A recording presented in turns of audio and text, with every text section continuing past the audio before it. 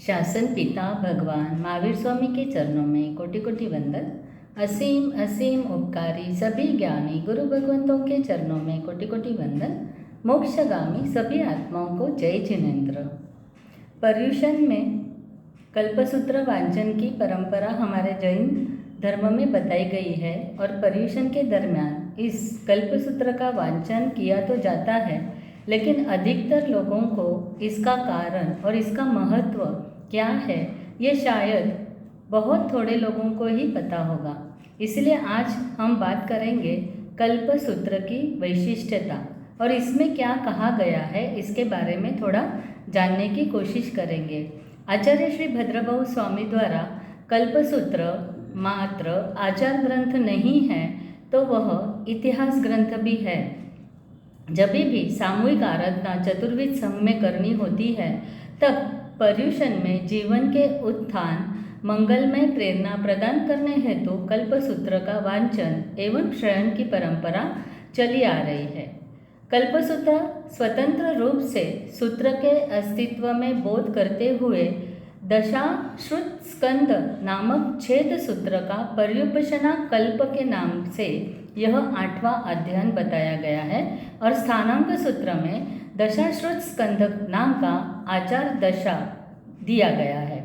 ये जो मेन आगम है इसमें से उसको एक स्वतंत्र अस्तित्व दिया गया है, क्योंकि ये स्वतंत्र अस्तित्व इस कारण से दिया गया है कि इसके भाग यानी जो पाठ बनाए गए हैं वो 10 अलग अलग विषयों से कथित किए गए हैं। उसमें प्रथम भाग में 10 कल्पों के विधान बताए गए हैं और जिसमें सबसे इम्पोर्टेंट फर्स्ट जो कल्प बताया गया है वह कल्प है मर्यादा कल्प, और मर्यादा कल्प को शत शत नमस्कार यहाँ पर किया हुआ दिखाई देता है।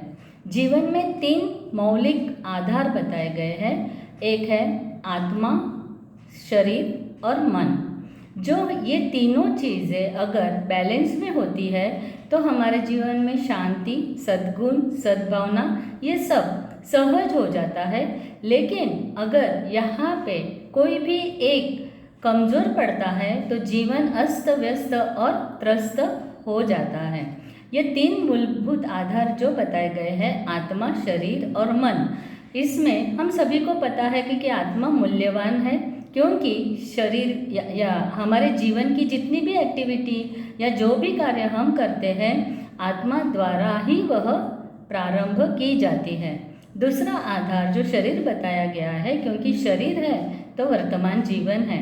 जो भी हमें जीवन मिलता है वो शरीर के साथ ही मिलता है, शरीर बिना किसी का भी जीवन होता नहीं है। तीसरा आधार जो बताया गया है वह है मन, यानी शरीर और आत्मा के बीच का जो सेतु होता है वह मन, वह जो आत्मा से संचालित वही मन शरीर और इंद्रिय सभी को नियंत्रण करता है। इसीलिए मन जो है वह आत्मा और शरीर की बीच की कड़ी कही गई है। इसीलिए कहा जाता है कि मन जो हमारा होता है यह मनुष्य को बहुत ही व्यस्त रख रहा है, त्रस्त या चिंतामय बना देता है, क्योंकि एक और मन से जितना भी हम कंट्रोल करते हैं लेकिन वो बहुत ही मुश्किल हमारे लिए होता है, और मन ही जो माया जाल फैलाता है और दूसरी तरह लालसा जो पदार्थों के प्रति क्रिएट करता है उसको बढ़ावा देने वाला मन ही कहा गया है। यह जो अभी की जो प्रेजेंट सिचुएशन है वह भोगवादी समाज की ओर ज़्यादा आगे बढ़ती दिखाई दे रही। जब भी मर्यादाएं विलुप्त हो जाती है तब हमारे इस तीनों के ऊपर इसका परिणाम होता है। शरीर और मन जो है वो संक्लेशग्रस्त होता है और आत्मा होती है वो कर्मग्रस्त बन जाती है। और इसीलिए जो कल्पसूत्रकार आचार्य भद्रभाऊ स्वामी कहते हैं मर्यादा के किले में सुरक्षित हमें रखना बहुत ही ज़रूरी है। असंयम से जितने आदमी कहा जाता है जो उनको इसके परिणाम हमें दिखाई देते हैं उतने, या जो शरीर के विपरीत परिणाम दिखाई देते हैं, वह कहा जाता है कि वायरल या कीटाणु से इतने ग्रस्त नहीं होते हैं जितना हम अमर्यादित जीवन शैली जीने से हमारे शरीर में प्रॉब्लम आते हैं। असंयम से जितने आदमी बंदी बनते हैं तो उतने आदमी कहा जाता है कि जो भी कानून या गिरफ्तारी होती है इससे वो कभी भी बंदी नहीं बनता है। यानी यहाँ पे हम कह सकते हैं कि अमर्यादा यानी मर्यादा रहित का जीवन है वह कहा जाता है कल्चर मोती समान होता है। जैसे कल्चर मोती चमकता तो है लेकिन उसका मूल्य रियल मोती से कम होता है, इसीलिए कहा जाता है कि अगर हम मर्यादा रहित जीवन जीते हैं तो कितना भी हम हमारी खुशी के लिए जीते हैं लेकिन उसके परिणाम तो हमें आगे भुगतने ही पड़ते हैं। कहा जाता है मर्यादा का परित्याग करने से कंस राजा होकर भी कसाई कहा गया। और यहाँ पे हमें सभी को पता है कि रावण इतना जो कहा जाता है लंका का अधिपति था और वेदांगों में पारंगत होने के बावजूद भी उसे राक्षस की उपमा दी गई बिकॉज ऑफ अमर्यादित जीवन शैली। और यहाँ पे कहा जाता है कि जबकि संयम और सदाचार जिसने धारण किया था वैसी शबरी जो है वो राम भक्त की कही गई, वाल्मीकि भी वंदनीय बन गए और अर्जुन माली भी अनगार बन गए। ये किसके कारण? तो कहा जाता है अपने जीवन में जो एक मर्यादा की रेखा तय की थी वैसे जीवन जीने से ये परिणाम हमें दिखाई देते हैं। जितने भी अभी तक के महापुरुषों को हम देखते हैं तो कहा जाता है कि सद्गुण यह उनका प्राण था और सदाचार ये आचार था। और इसीलिए जितने भी महापुरुष थे वह मर्यादा से न केवल इंद्रियों के काबू में रहे बल्कि मन भी उन्होंने मर्यादा में रखा और इसी कारण से चेतना जो समाधिस्थ होनी चाहिए वो चेतना को समाधिस्थ कर पाए। यदि संयम नहीं होता तो हम देख ही रहे हैं कि संयम का जब कहा जाता है कंट्रोल नहीं रहता है, अमर्यादित जीवन जीते हैं तब समाज में भय और आतंक बढ़ने लगता है। क्योंकि कोई भी मर्यादा हमने अगर उसको फॉलो करना पालन करना तय नहीं किया है तो जो भी हम जीवन जीते हैं उससे अपने खुद को तो नुकसान होता ही है लेकिन समाज को भी इस कारण से नुकसान पहुंचाते हैं। अब ये जो बातें आती हैं अभी की प्रेजेंट सिचुएशन में देखते हैं कि मर्यादा का पालन करना ये अभी की जो नई जनरेशन है यंग जनरेशन है वह इसका उपहास करती है, उपेक्षा करती है। उनको ये सब रूढ़िचुस्त लगता है और जो कहते हैं कि हमारी थोड़ी फैशन जो निकल जाती है तो वो फैशन हम कभी भी पहनते नहीं हैं, वो हमें क्या लगता है पुरानी लगती है। वैसे ही मर्यादा को आज की युवा पीढ़ी या न्यू जनरेशन पुरानी गणते हैं और इस कारण आधुनिकता के नाम से स्वैराचार स्वच्छंदता बढ़ने लगी है और इसी कारण में समाज में शांति जो रहनी चाहिए वो शांति कम दिखाई देती है समाज में, परिवार में, संबंधों में। और इसीलिए कहा जाता है कि अमर्यादित जीवन को आंधी क्रियाकलाप आंधी में बैठकर चक्की से आटा पीसने जैसा कहा गया है। कोई चक्की पे आटा पीसने के लिए बैठा है, चक्की से आटा पीस रहा है, पीसते पीसते जोरदार आंधी भी आ रही है और आटा आंधी के दिशा में उड़ रहा है। वो आटा पीसने का काम तो चालू है। अंत में जब आटा जमा करने की बात आती है और पीसने वाला जब आटा जमा करने के लिए जाता है तो उसके हाथ में बहुत थोड़ा आटा आता है क्योंकि आंधी से पूरा आटा क्या हो गया, उड़ गया है। और इसीलिए मर्यादा विहीन जीवन शैली को भी ऐसे ही खोखला कहा गया है और इसीलिए मर्यादा का बहुत ही महत्व बताया गया है। जैसे ही समृद्ध एवं क्षमता सम्मान संपन्न ऐसे लोग होते हैं तो वह जब मर्यादा का भी साथ साथ में पालन करते हैं तो उनका एक अलग ही व्यक्तित्व उभर आता है।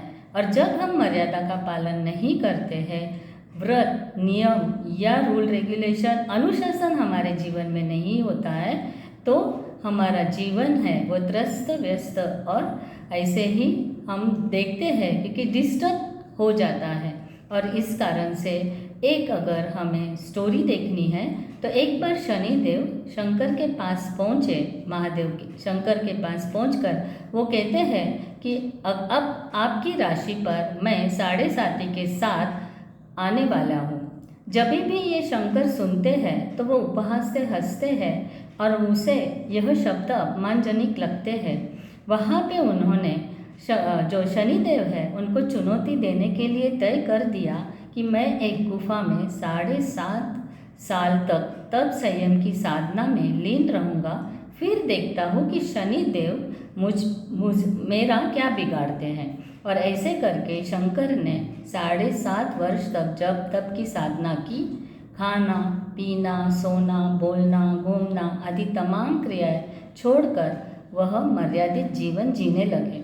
7.5 वर्ष के बाद जब शनि वापस मिलने आए तो शंकर ने रहस्यमय मुस्कान के साथ पूछा, शनिदेव तुमने हमारा क्या बिगाड़ा? तभी शंकर हंसकर बोले, हे देव, आपने मेरे आगमन से पूर्ण ही मर्यादा के किले में प्रवेश कर लिया था और मैं भला आपका क्या बिगाड़ता? आपने ऐश्वर्य वैभव सुख चैन ठाट माट आधिपत्य प्रभुत्व इत्यादि सबको स्वेच्छा से त्याग दिया था और दुख और उपद्रव मैं आपको कैसे दे सकता था? तो स्पष्ट है, जीवन की लालटेन घर मर्यादा का शीशा लग जाए तो दुख की हवा की असर उस पर नहीं होती है और ज्ञान की ज्योत उसमें सुरक्षित रहती है। और इसीलिए मर्यादा के बारे में जब भी बात आती है तो हम समूह में रहते हैं, समाज में रहते हैं, वहाँ पे नियंत्रण अनुशासन सीमा रेखा है जो भी होती है उसका पालन करना बहुत ज़रूरी होता है। जीवन निर्माण की पहली शर्त है मर्यादा और व्यावहारिक जीवन को संतुलित रखकर आध्यात्मिक कोश का वह संवर्धन भी करती है। जब मर्यादा का अतिरेक होता है तो परिणाम स्वरूप हमारे मन पर शरीर पर उसके प्रतिकूल जो इफ़ेक्ट होते हैं वह दिखाई देते हैं, बीमारियां बढ़ती है, समाज में समस्याएं बढ़ने लगती हैं। अगर व्यक्ति सिर्फ अपने ही घातक, ये जो मर्यादा का पालन जब नहीं होता है, अपने लिए ही घातक नहीं बनता तो समाज के लिए भी घातक बनता है। जो भी नियम समाज की शांति के लिए, परिवार की शांति के लिए, संबंधों के शांति के लिए जो नियंत्रण करते हैं उसी नियमों का पालन करना हम सभी के लिए बहुत ज़रूरी है। भगवान महावीर स्वामी इसीलिए कहते हैं क्योंकि जो हमारा नेचर है, निसर्ग है, वहाँ पे भी हमें मर्यादा से सभी चीज़ों का यूज़ करना बहुत ज़रूरी होता है। जिसे कहा जाता है अब की सिचुएशन में जंगलों को काटना, वो जो क्रिया होती है वो अति होने लगी है। जल का यूज़ जितना हमें नियंत्रित रहकर करना चाहिए वह कम हो गया है और इसी कारण भगवान कहते हैं कि ग्लोबल वार्मिंग की जो सिचुएशन आती है इसके कारण ही आती है। और अगर भगवान महावीर ने जो ग्लोबल वार्मिंग की हमें उसके ऊपर ध्यान देने के लिए पहले से ही कहा है, अगर हम ध्यान नहीं देंगे तो ये समस्या तो बढ़ने वाली ही है। समाज को सुधारने के लिए व्यक्ति को सुधारना या व्यक्ति को सुधरना बहुत ज़रूरी है। अगर व्यक्ति सुधरेगा तो समाज अपने आप सुधरेगा। इसीलिए सभी का कर्तव्य बनता है कि व्यक्तिगत जीवन में संयम का पालन कर हम जो कहा जाता है जो विराट सागर लहराएगा और हमारे सभी सामाजिक और पारिवारिक प्रवृत्तियाँ हमारी विशुद्ध होती जाएगी। और ये मर्यादा का जो आधार है वह है अनुशासन। अनुशासन में रहना हम सभी के लिए हितावह कहा गया है। जैन धर्म जैसे कहा जाता है निवृत्ति प्रधान धर्म कहा गया है और ये इस निवृत्ति प्रधान धर्म में पहला जो नियम वहाँ पे है वह है संयम। और संयम में जितना भी अगर हम हमारा जीवन बिताते हैं मर्यादा का मुकुट जो पहन लेता है उसने निज पर शासन करना वह सीख ही लेता है। इसीलिए चेतावनी पूर्वक कहते हैं कि पूर्वज जो मर्यादा से जीवन जीते हैं उनको नतमस्तक रहना बहुत आवश्यक है और उतना ही अपनी भावी पीढ़ी की सुरक्षा के लिए अभी वर्तमान में स्वयं को अतिरेक से बचाना बहुत ज़रूरी हो गया है। यदि आज की मर्यादा को प्राथमिकता नहीं दी जाएगी तो केवल खुद का ही नहीं लेकिन आने वाली जनरेशन का भविष्य निश्चित रूप से खतरे में दिखाई देता है। हमारा जीवन चाहे कितनी भी जीवन की तस्वीर कितनी ही मनमोहक क्यों न हो, लेकिन अगर उसमें आत्मनियंत्रण की फ्रेम अगर नहीं है तब तक वह सुरक्षित और सुशोभित नहीं दिखाई देती। और इसीलिए अगर शॉर्ट में कहना है तो हम ये कह सकते हैं कि कल्प जो होते हैं वह मानव मात्र के लिए बहुत ज़रूरी है। ये केवल निवृत्ति पूरक नहीं है बल्कि आध्यात्मिक दिशा में आगे लेकर जाने वाले हैं।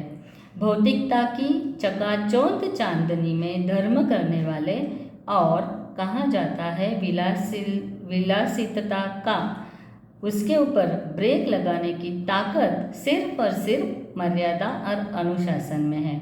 हम कहते हैं कि जैसे संपत्ति ताले में, जवाहरात जो तिजोरी में और मूल्यवान वस्तुएं अलमारी में सुरक्षित रहती है, इसी प्रकार सदाचार सद्गुण मर्यादा के ताले में सलामत रहते हैं। और इसीलिए मनुष्य मर्यादाओं का पालन करके ही मोक्ष का अधिकारी बनता है। यह है कल्पसूत्र में जो मर्यादा को महत्व दिया गया है, अनुशासन को महत्व दिया गया है। और यही कल्पसूत्र के बारे में बहुत, जैसे हमने कहा कि 5 अलग अलग विभागों में विभाजन किया गया है। इतिहास में इसमें बताया गया है कि पूर्व तीर्थंकरों के इतिहास कैसे थे और उससे हमें क्या सीख मिलती है, और आगे अगर हमें भविष्य हमारा सुधारना है तो हमें हमारी जीवन शैली कैसी रखनी चाहिए, इसके बारे में कल्पसूत्र इस शास्त्र में बताया गया है। तो आज के सेशन में जिनाज्ञा के विरुद्ध कुछ भी कहा गया हो तो उसके लिए तस् मिच्छामि दुक्कडम। जय जिनेंद्र।